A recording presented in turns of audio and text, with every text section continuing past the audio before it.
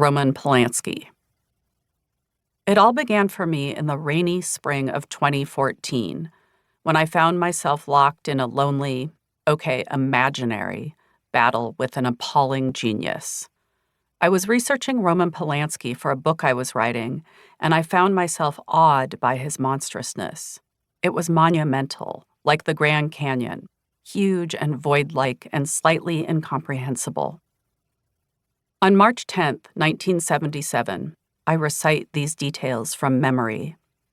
Roman Polanski brought Samantha Gailey to his friend Jack Nicholson's house in the Hollywood Hills.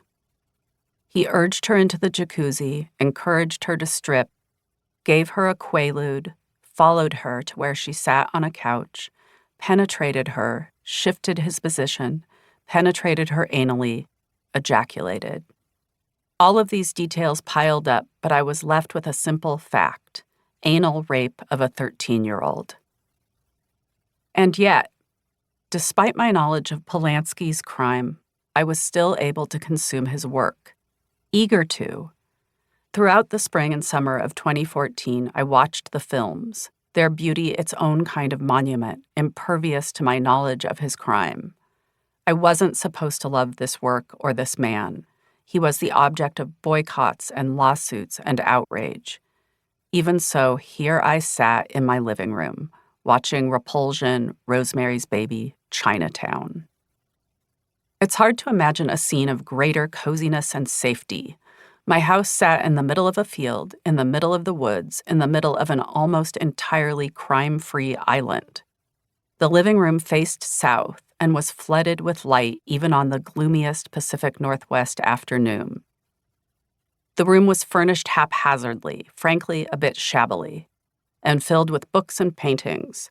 It was the kind of room that would be recognizable the world over as the living quarters of a culture worker, or at least a culture lover.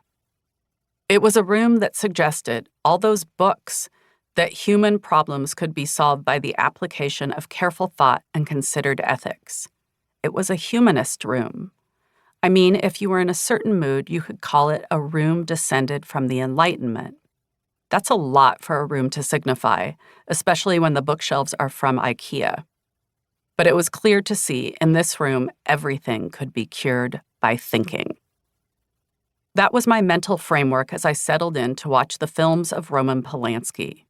Really, to solve the problem of Roman Polanski, the problem of loving someone who had done such a terrible thing. I wanted to be a virtuous consumer, a demonstrably good feminist, but at the same time, I also wanted to be a citizen of the world of art, a person who was the opposite of a Philistine. The question, the puzzle for me, was how I might behave correctly, confronted with these twin and seemingly contradictory imperatives. I felt pretty sure the problem was solvable. I just needed to think harder. I made it through the early films, starting with Knife in the Water, made when he was barely out of art school. I had first seen it as a college student and felt terrified and confused by it, so pretty and so scary. It still felt that way. From there, I went on to The Tenant, Repulsion, Rosemary's Baby, Chinatown, all films I had seen many times. I expected them to be radically altered by my deeper knowledge of Polanski's crimes, but that's not exactly what happened. The knowledge just sort of hovered there.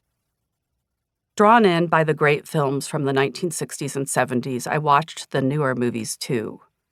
The Ghostwriter, a film that seemed to have gone unseen by everyone except film buffs. In it, Ewan McGregor ghostwrites the life story of tycoon Pierce Brosnan and, get this, not all is as it seems.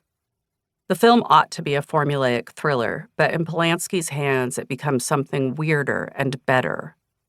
In fact, it opens with a shot that made me feel confused and dumb in the face of its very goodness. What made the shot so magnificent, so magisterial? It is, after all, a simple image, a lone car in the open mouth of the deck of a ferry. But it's filled with menace. Writing now, I can see the scene in my mind's eye and feel its furious, implacable beauty. To keep listening to this audiobook for free, Click the link in the description. It will take you to a free Audible trial where you can listen to this and many other books for free for 30 days.